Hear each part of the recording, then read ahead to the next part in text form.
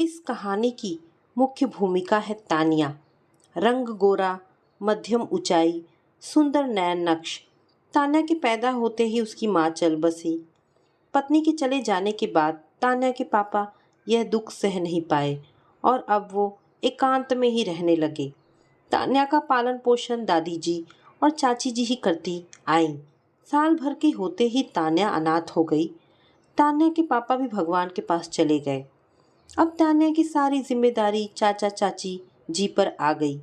बखूबी चाचा ने तान्या को कभी पिता की कमी महसूस नहीं होने दी। वक्त कैसे गुजर गए पता ही नहीं चला। वक्त के अनुसार दादी भी अब नहीं थी। चाची चाचा के अपने भी दो बेटे थे। तान्या की पढ़ाई पूरी होते ही अब चाचा जी को तान्या एक बोझ लगने लगी, जिसकी जिम्मेदारी वो जल्द से जल्द अपने ऊपर से उतारना चाहते थे।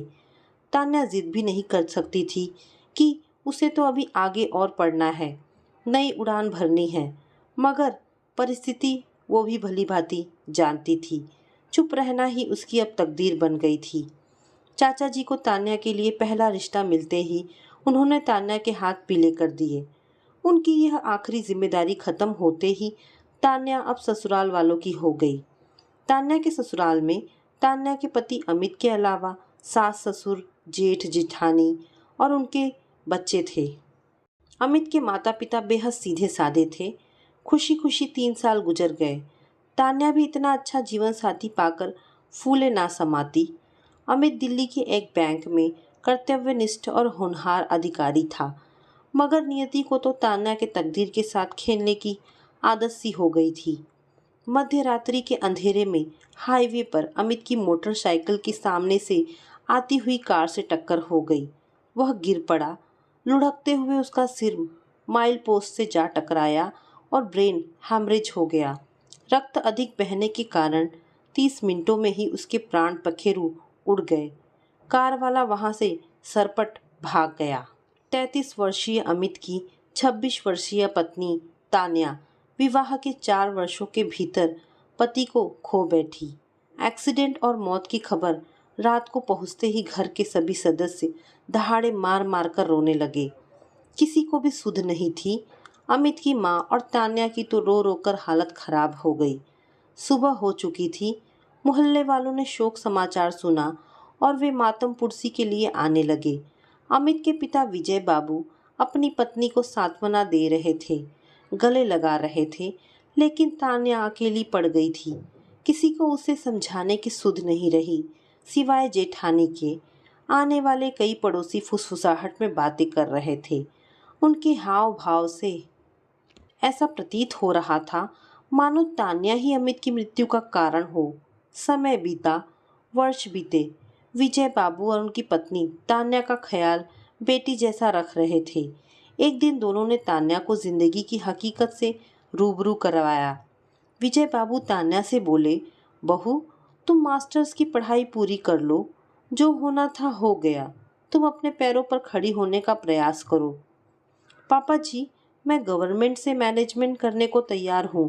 आप किताबें और कुछ ज़रूरी सामान मंगवा दें। इंटेलिजेंट तो थी ही। तान्या ने 2 वर्षों में मास्टर्स कर लिया। नंबर अच्छे आए। उसने आईटी डिप्लोमा कोर्स भी कर लिया। उसे फिर अच्छा रैंक मिला। प्लेसमेंट सेल ने कई आईटी कंपनियों को तान्या के लिए अनुमोदन भी किया। एक आईटी कंपनी से वॉक इन इंटरव्यू का कॉल आया। तान्या स्मार्ट थी, उसमें दृढ़ आत्मविश्वास भी था। उसका चयन एनालिस्ट के लिए हो गया। कंपनी के इंजीनियरों के बीच उसके काम की प्रशंसा होने लगी। सहकर्मी गण उसे आकर बधाई भी देते। तान्या चुपचाप उनके अभिवादन को स्वीकार करती और मॉनिटर में लग जाती। वह अपने काम से वास्ता रखती, किसी से ज़्यादा बातें या हंसी मजाक से अपने को दूर ही रखती। ऑफिस में अब तक उम्रदराज सीनियर मैनेजर हुआ करते थे, लेकिन एक नए इंजीनियर ग्रेजुएट ने सीनियर मैनेजर का पोस्ट पर ज्वाइन किया। ऑफिस में एक नौजवान बॉस के रूप में आए राज ने पदभार ग्रहण के बाद ऑफिस के मीटिंग रूम में सभी कर्मचारियों को संबोधित किया और समय की पाबंदी व कार्य लक्ष्य का दृढ़ता से पालन करने का आग्रह किया। सभी को खबर हो गई कि 27 वर्षीय राज कुंवारा है। बारी बारी से राज ने सभी को अपने कक्ष में बुलाकर परिचय किया, तान्या से भी। राउंड के दौरान राज कभी कभी तान्या के पास आकर कुछ सवाल जवाब करता। ऐसा सिलसिला चलता रहा। राज राउंड में कर्मचारियों से मिलकर उनकी कार्य प्रगति के बारे में जानकारी लेता रहता। इस बीच कंपनी को एक बड़ा प्रोजेक्ट मिला। राज को एक टीम बनानी पड़ी और टीम लीडर के लिए तान्या का चयन किया गया। राज ने तान्या को अपने कक्ष में बुलाया और कहा, आपके काम को देखकर मैंने आपको टीम लीडर बनाया है। मैसेज कर रहा हूँ, टीम मेंबर की लिस्ट भी भेज रहा हूँ। आप काम संभाल लीजिए। कभी कठिनाई हो तो मुझसे संपर्क करें। जी सर। तान्या को इस बात का जरा भी एहसास नहीं था कि राज पहली नज़र में उसे दिल दे बैठा था। प्रोजेक्ट का काम जोर शोर से शुरू हो चुका था। इस सिलसिले में तान्या की राज के कक्ष में जाने की तीव्रता भी बढ़ चुकी थी। ऐसे ही एक दिन तान्या ने कक्ष में प्रवेश किया तो राज फोन पर बातें कर रहा था। तान्या वापस लौटने लगी तो राज ने हाथ से कक्ष में बैठने का इशारा किया तो तान्या बैठ गई। बातें खत्म होते ही राज भी सीट पर बैठ गया और बोला, तान्या काम की बातें तो रोज होती हैं, अब यह बताओ कि कहाँ रहती हो, पेरेंट्स कहाँ रहते हैं, इस कंपनी में कब कैसे आई। तान्या को थोड़ा अटपटा लगा, पर इतने दिनों में तान्या भी राज को थोड़ा बहुत जान चुकी थी, इसीलिए उसने अपनी कहानी सुना दी। सुनकर राज थोड़ा गंभीर हो गया। बाद में मुस्कुराते हुए बोला, प्रोजेक्ट जल्द तैयार हो जाना चाहिए, अभी तक प्रोग्रेस ओवरऑल ठीक है।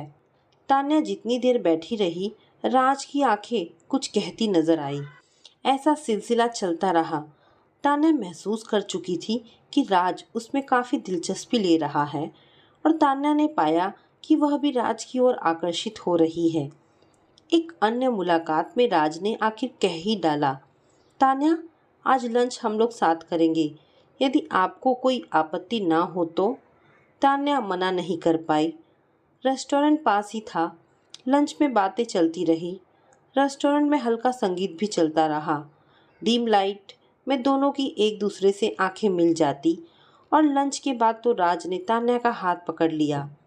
तान्या ने कोई प्रतिरोध नहीं किया, लेकिन बोली, देखिए मैं विडो हूँ, आपकी जॉइनिंग रिपोर्ट देखी है, आपसे उम्र में 2 साल बड़ी भी हूँ, मैं सब जानता हूँ। मैंने तुम्हारा बायोडेटा देखा है, मुझे मालूम है मैं तुमसे 2 वर्ष छोटा हूँ, फिर भी मैं तुम्हें अपनाना चाहता हूँ। आपके घर वाले राजी होंगे? इस प्रश्न का उत्तर राज के पास नहीं था, लेकिन वह खुश था कि तान्या की स्वीकृति मिल गई है। प्रोजेक्ट रिपोर्ट बन गई थी। तान्या का राज के चैम्बर में जाना नहीं के बराबर हो गया था, लेकिन राउंड के दौरान राज तान्या के प्रोजेक्ट में कुछ ज़्यादा समय दे रहा था। ऑफिस में कानाफूसी होने लगी थी। लोग समझ चुके थे कि तान्या और राज के बीच कुछ चल रहा है। तान्या ने अपनी जेठानी को राज के बारे में बताया। देखो तान्या, मुझे इसमें कोई आपत्ति नहीं है, लेकिन कुछ बातें ठीक से समझ लेना, कहीं वो तुम्हारे साथ खिलवाड़ तो नहीं कर रहा है। उसके पेरेंट्स की क्या प्रतिक्रिया हो सकती है, यहाँ पापा जी मम्मी जी के क्या विचार हैं, यह सब तुम्हें पहले ही जान लेना चाहिए। वैसे मैं तुम्हारे साथ हूँ, मैं जानती हूँ कि तुम गलत फैसला नहीं ले सकती हो। कंपनी कार्यालय की स्थापना के 25 वर्ष पूरे होने पर कॉरपोरेट ऑफिस से सभी कर्मचारियों को पार्टी देने का निर्देश आया। मुनाफा भी हुआ था। तय हुआ शहर से दूर पिंक विला में लंच होगा। रविवार का दिन चुना गया। लग्जरी बस किराए पर की गई और निर्धारित समय पर एक अच्छी पार्टी हुई। पार्टी के बाद सभी बस से वापस चल पड़े। राज अपनी गाड़ी से गया था। तान्या तुम रुक जाओ, मैं गाड़ी से तुम्हें छोड़ दूंगा, चलो कॉफ़ी पी लेते हैं, राज ने सुझाव दिया। दोनों वापस से रेस्टोरेंट में आ गए और कॉफ़ी पीने लगे। राज इस बार फैसला कर चुका था कि फाइनल बात करेगा। तान्या के हाथों को अपने हाथों में लेकर उसने दोहराया, मैं तुम्हें अपना बनाना चाहता हूँ, मैं शादी करना चाहता हूँ। तान्या ने सिर झुका लिया और शर्मा सी गई। उसमें एक आत्मविश्वास भी था। वह जानती थी अपने बारे में उसे स्वयं फैसला लेना है, लेकिन पारिवारिक बंधनों का ख्याल भी था। तान्या तुरंत कुछ बोल नहीं पाई। बस मुस्कुरा भर दिया। दोनों वापस चल पड़े। तान्या जिस प्रोजेक्ट की टीम लीडर थी, उसे क्लाइंट के बोर्ड ऑफ डायरेक्टर्स के सामने प्रेजेंटेशन देने का कार्यक्रम बना। क्लाइंट का कार्यालय मुंबई में था। तुम टीम लीडर हो, प्रोजेक्ट रिपोर्ट प्रेजेंटेशन देने के लिए तुम्हें मुंबई चलना होगा, राज ने कहा। पापा जी से पूछना होगा, मैं कल बताऊंगी। एयर टिकट बुक हो चुका है, मैं भी साथ चल रहा हूँ। तुम अपने पेपर्स और लैपटॉप्स अपडेट कर लो, परसों जाना है। जाना तो होगा ही, राज ने जोर देते हुए कहा। विजय बाबू बहू के मुंबई टूर के बारे में सुनकर चिंतित हो गए। बड़ी बहू को साथ ले जाना, वह भी थोड़ा बाहर घूम आएगी। उन्होंने कहा, ऐसा नहीं हो सकता पापा जी, मेरी यात्रा प्लेन से फिक्स है। आपको चिंता नहीं करनी चाहिए, यह सब तो चलता रहेगा। मुंबई की यात्रा सफल रही। तान्या ने बहुत सुंदर ढंग से प्रोजेक्ट रिपोर्ट का प्रेजेंटेशन दिया। बोर्ड ऑफ डायरेक्टर्स ने रिपोर्ट को पास कर दिया। तड़के सुबह वापसी की तैयारी होने लगी। रास्ते भर दोनों एक तरह से खामोश रहे, लेकिन विदा लेते समय राज ने कहा, तान्या, अब हमें शादी की तैयारी करनी चाहिए। तान्या यह सुनने को बेताब थी। उसने भी शादी का मन बना लिया था। अपने बारे में तो वह आश्वस्त थी कि वह अपना फैसला खुद ले सकती थी, लेकिन राज के पेरेंट्स का क्या रुख हो सकता है, सोचकर चिंतित थी। अगले दिन लंच के लिए ऑफिस से बाहर जाना हुआ। राज, यदि तुम्हारे पेरेंट्स तैयार नहीं हुए तो क्या होगा, तुम उससे बात करो, तान्या ने कहा। अगर नहीं माने तो भी क्या तुम मुझसे शादी करोगे? यह अगर मगर दोनों के दिमाग में चलती रही और इस बीच दिवाली की छुट्टियां आई। छुट्टियों में राज अपने घर चला गया। राज के पिता नहीं थे, सिर्फ माँ ही थी। बहुत हिम्मत करके उसने अपनी माँ को सारी बातें बताई और अपना फैसला भी बता दिया।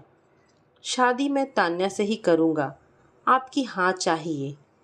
माँ यह सुनकर सन्न रह गई। उन्होंने स्पष्ट शब्दों में कहा, तान्या से विवाह की मंजूरी नहीं दे सकती। तुम नौकरी छोड़ दो और पारिवारिक बिजनेस में लग जाओ। यह मेरा आखिरी फैसला है। यहाँ भी अगर मगर होती रही। दिवाली के दूसरे दिन भी राज की छुट्टी थी, लेकिन सुबह वॉक के लिए निकला और टैक्सी से ड्यूटी ज्वाइन करने चल पड़ा। हाँ, उसने माँ के नाम एक पत्र लिख छोड़ा था। माँ ने कई बार फ़ोन किया, लेकिन राज ने कोई जवाब नहीं दिया। अगले दिन ऑफिस जाते ही उसने तान्या को बुलवाया और साफ शब्दों में कहा, हमें कोर्ट मैरिज करनी है। मुझे एक बार पापा जी को बताना होगा, वे राजी हो या नहीं। मैं शादी के लिए तैयार हूँ, लेकिन एक बार बताना ज़रूरी है।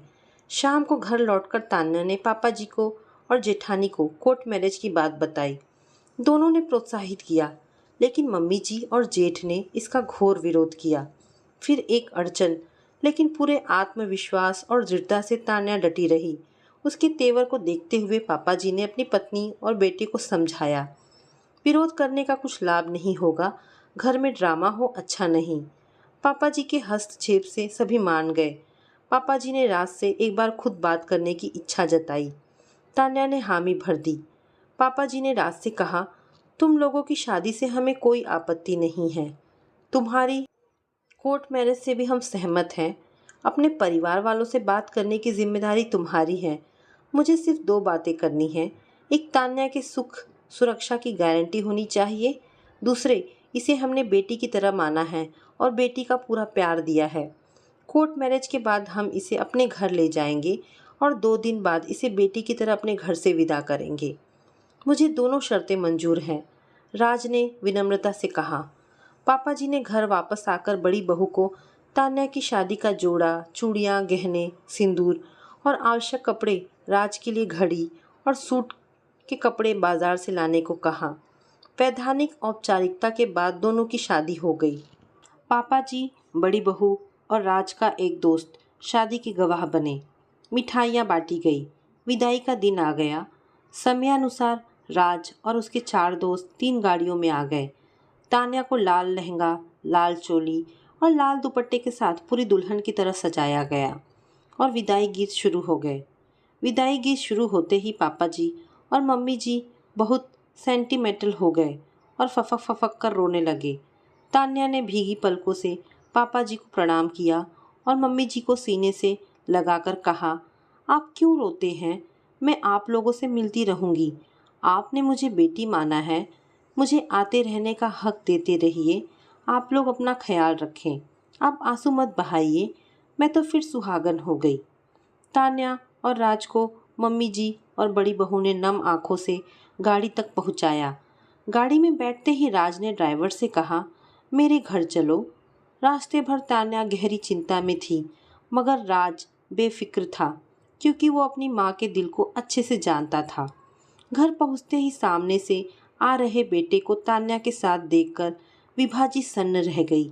राज और तान्या ने साथ में झुककर आशीर्वाद लेने लगे। विभाजी ने आशीर्वाद भी दिया, मगर राज से कहने लगी, बेटा यह तुमने क्या किया? शादी कर ली, वो भी चुपके चुपके।